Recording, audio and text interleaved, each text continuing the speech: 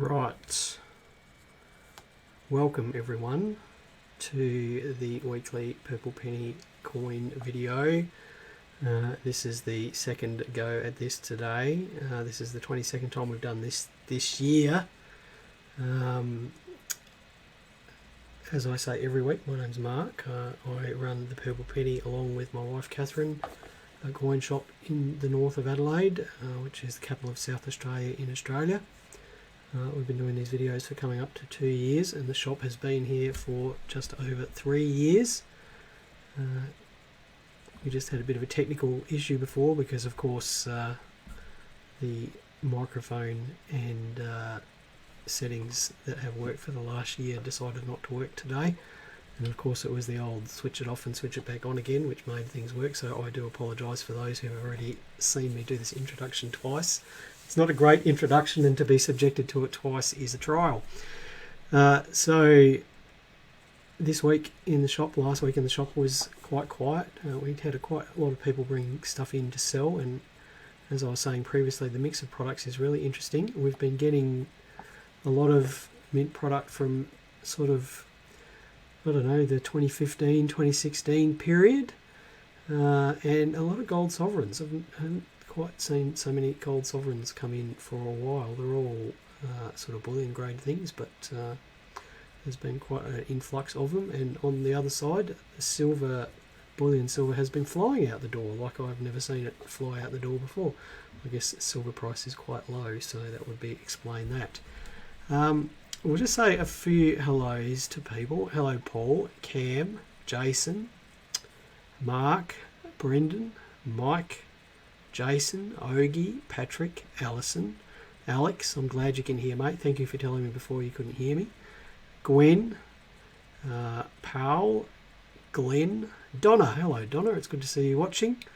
The moose gets loose. It's good to see you, mate. Tanya, welcome everyone. Again, I'm greatly appreciative of everyone who takes part in these videos and provides me with feedback and comments. I don't have any show and tell this week because, to be honest, it was there's not a lot of interesting stuff that came in this week that's worth sharing on the video. So what we'll do is we'll just jump into the news. Now, last week I did mention that honeybee security roles had popped up on Facebook, and I saw 1 or 2 people with them last week, and I've seen many more since then. And of course, as is always the way with these sorts of things, the price is plummeting. Catherine and I call it a race to the bottom, because really the only thing you can compete with security roles that you get at face value is by selling them cheaper than someone else. So they were initially selling for $100 each, and that's gone down to $80 in fairly short order, and no doubt will go much lower than that. They, I believe, are being found in Queensland, and good luck to those people who find them. Now, it is interesting to have a look at the impact that's having on the RAM rolls, and it's definitely having an impact. I usually type sort of the last 20 or 30 sales results from eBay into a spreadsheet and have a look at the numbers, and this week there were sort of 5 or 6 low-lying numbers from auctions in between sort of $140 and $155, and I haven't seen that for at least a month. So I guess that was probably always going to happen. Next week I will do the same analysis again and report back to you. Cement marks haven't been affected. They've been selling consistently for between $22 and $35 now for a month. I wouldn't expect those prices to be affected by the influx of B rolls. In other news, someone noodled a Captain Feathersword Bullseye $2 error this week. The person who found it contacted us during the week, sent me some photos of it. I'm fairly confident that it's a real error. I guess with the fake bullseyes that are getting around at the moment, the person who found that error is best getting that coin authenticated by PCGS or NGC or someone similar, rather than just taking our word for it. it certainly will help them on the resale side of things.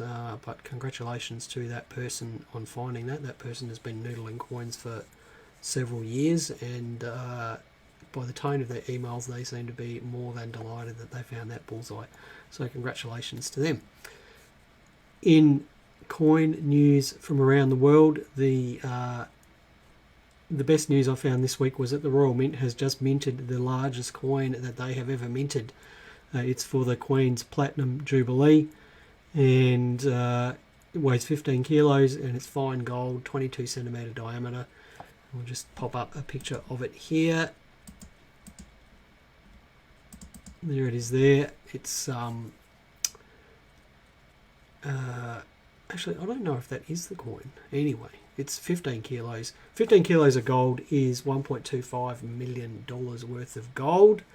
The face value was £15,000. It was quite amusing reading the various news stories about this coin, because it just shows you reporters don't have the faintest idea about the face value versus the value of a coin. There were various press outlets reporting this as being worth £15,000, and not understanding that that was the face value, because of course it is worth,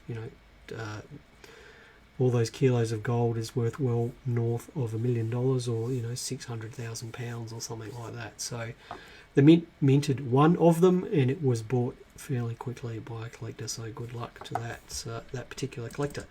Right, that's it for the news this week. Mark is asking what the scrap price for sovereigns is. Mark, if you want to shoot through an email or a Facebook message, then I'm quite happy to share that information with you. I don't know what the gold price is today because I haven't checked, and I haven't updated the buy prices for sovereigns today, so I'd have to get back to you on that. Right, so last week, those of you who watched last week might remember that we spoke about attending a coin show, and I'm really having difficulties today. There we go. Talking about attending a coin show, and that just segues nicely into the fact that there is going to be a coin show here in Adelaide in October. It's the first weekend in October, so if you are able to get into Adelaide, or if you are from Adelaide, please do get along to that.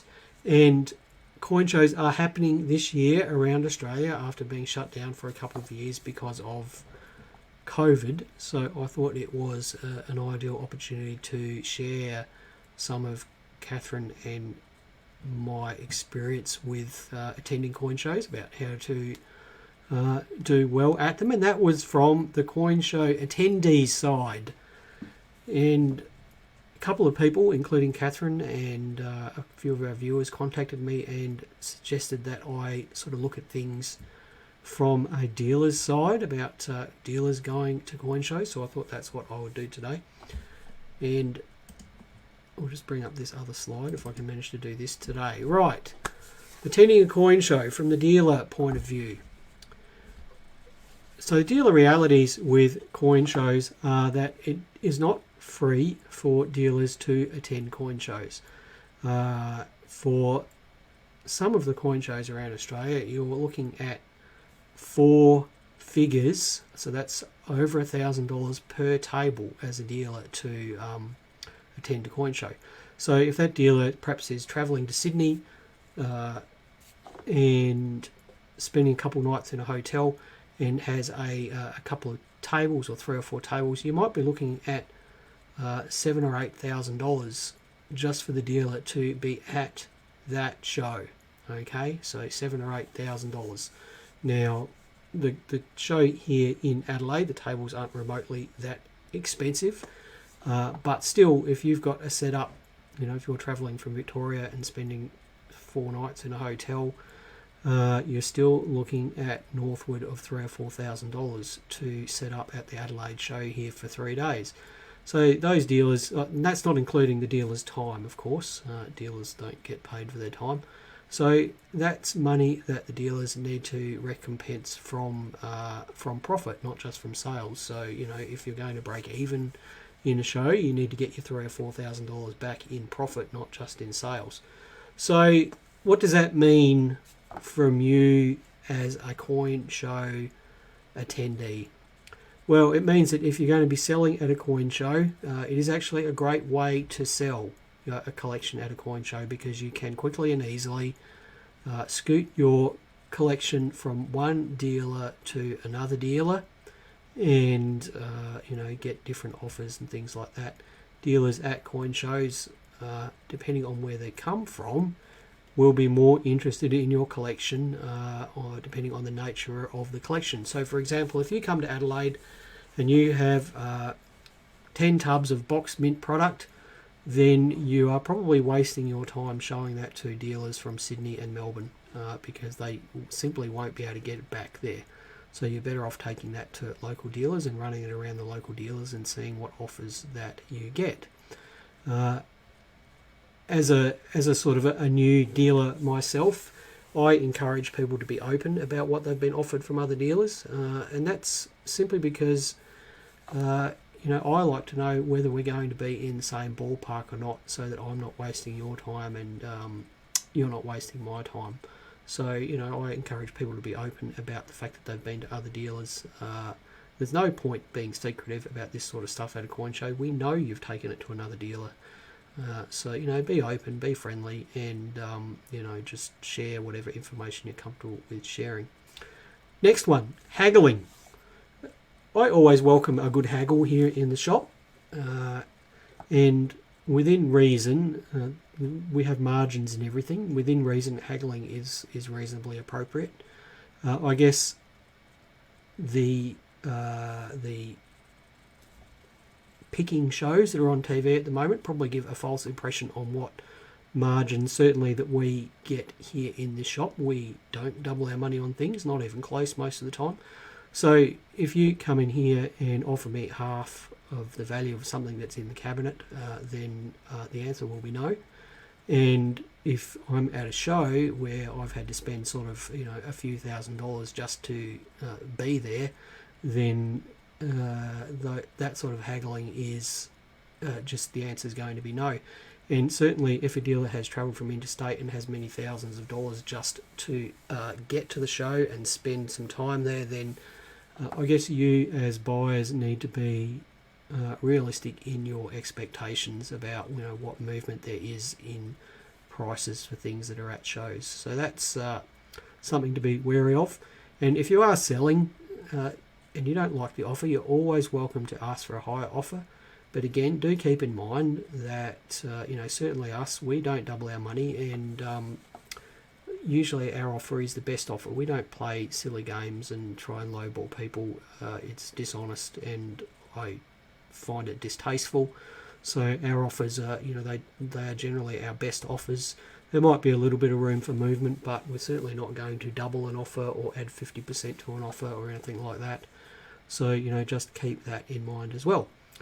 Now, if you are buying at a coin show, buying a collection, buying an item, do be aware that you can only buy from dealers that have tables at the show. Those dealers that are at that show have paid for the privilege of being at that show. That means that private deals or deals with other dealers that are wandering through the aisles, or deals with other collectors and things like that are done openly at the show, are liable to get you thrown out. And I'm not exaggerating when I say liable to get you thrown out. I have seen people thrown out of shows for doing private deals before. So do be aware, if you're going to a show and you're meeting up with someone to buy something off of them, you might be better off just going outside and getting it done outside. Similarly, if you're at a show and you're looking at something and someone nudges you and says, hey, I've got one of those, come over here and I'll sell it to you, don't get involved with it. If you do want to get involved with it, go outside. It is very impolite and shouldn't be done. And the last one here is something that we've had some problems here in the shop with over the last few years. You will get thrown out of a coin show if you're found chasing someone around to try and buy the stuff that they're trying to sell to the dealers that are there. Again, the dealers have paid for the privilege of being at that show. It's not free. And if you're found to be there trying to inject yourself into transactions and buy collections and things like that, then you will get asked to leave and you won't be let back in. Again, I have seen that happen at shows before. I've asked people to leave this shop for doing that exact thing. Here at the shop we pay rent and wages and power and utilities and rates and insurance and everything like that. The idea that someone can come in here and broker a deal in our shop or in front of a table at a coin show is just ridiculous. Don't do that either. And there is another point here. If there is a transaction going on at a table, whether it be a buying or a selling transaction, keep your nose out of it. It's a private transaction between two people, and they don't need, whether it be the dealer or the person, they don't need your advice or experience or, you peeking over shoulders or asking questions and things like that, because it's just, again, it is just rude and shouldn't be done. If you've got questions about a transaction, then by all means wait for it to be open and talk to the dealer and see if they'll share some information with you. But don't do it while it's actually happening. Again, it's a problem that we've had here in the shop, and generally, it's inexperienced people that perhaps are new to the hobby and they're all excited about what's going on in front of them. And, there's nothing wrong with that. Inexperience and enthusiasm is a good thing. But usually a quiet word will set people straight, and those people are always welcome back in here, but I guess there's an etiquette that we all need to follow. So just do be aware of all of those things if you do go to a coin show. I'll be quite happy to share more information about those things if people have any more questions about them. It is a sort of a vexing topic, and certainly it is doing some of these things is a way of getting into someone's bad books. Some unpleasant behaviours that can really put you on the wrong side of people. Right, let's have a look at some comments. Paul Spink says the ANDA Perth show is coming up this weekend. So if you are in Western Australia, go back and re-watch the video from last week. It's up on YouTube, on our YouTube channel. It's also available on our Facebook page. Do go and watch that and put some of those tips and tricks into action, and perhaps re-watch today's video and just get your head around what the appropriate way to behave in a show is. Good luck to all the collectors and dealers at the ANDA show. I do hope it goes very well for them. And Jason said he went to the Peterson show over the weekend and the advice was helpful. Well, that's good to hear, Jason. The Peterson show is a good show. It's the show that's held in Petersham in Sydney on the 5th Sunday of the month. I believe that's the first one in quite a while that's been on. It's well worth a visit. Catherine and I have been to that a few times. Well worth a visit to that show. And Greg is telling us that the Purple Penny Presents competition is on this Friday, so I have to do a video for that. Thanks for the reminder there, Greg. Is there a coin show on in Adelaide? Yes, there's a coin show. I'll just put this slide back up here. There's a coin show on in the first weekend in October 1st, 2nd and 3rd. It's a free shop, a free show, open 10 to 5 on Saturday and Sunday, and 10 to 4 on Monday. There's several dozen tables. They are sold out, so there'll be dealers coming from interstate and here in Adelaide, and it is well worth a visit. We're certainly looking forward to it. We always have a great time there. Zant says, lesson learned, I may have done that in your shop. Sorry, I was just new and curious to learn. And Zant, look, as I said, it's enthusiasm, and I will never criticise enthusiasm, and I'll never criticise people that are new to the hobby, but sometimes there's some things that need to be said because some of the behaviour, I don't know who you are, Zants. If you've done it in the shop, I can assure you I'm not cross with you. We don't get cross with anyone, but if you're just unsure, then the next time you're in the shop, just have a chat with me and I'll run you through what's appropriate and what's not appropriate. Okay. And last question from Patrick here. What is an overprinted PNC? So Patrick, PNC is a postal numismatic cover, of course, which is a first day cover with a coin in it, which are generally issued by Australia Post. And it's been practice for several years now that shows will actually get those overprinted for the show, and there will be a limited number released at the show with special printing on them, perhaps in coloured foil or something like that. The Numismatic Society of South Australia is going through the process of trying to get some overprinted PNCs made for the show, which will be available to show attendees, which is good to have a limited release product there at the show. Right, that's it for today. Thanks everyone for watching. It's lunchtime and I'm starving, so I hope everyone has a great rest of the day. Happy collecting and enjoy the rest of your week. If you are in somewhere that's raining, then stay dry, and I will see you all next week. Thanks very much for watching. Bye for now.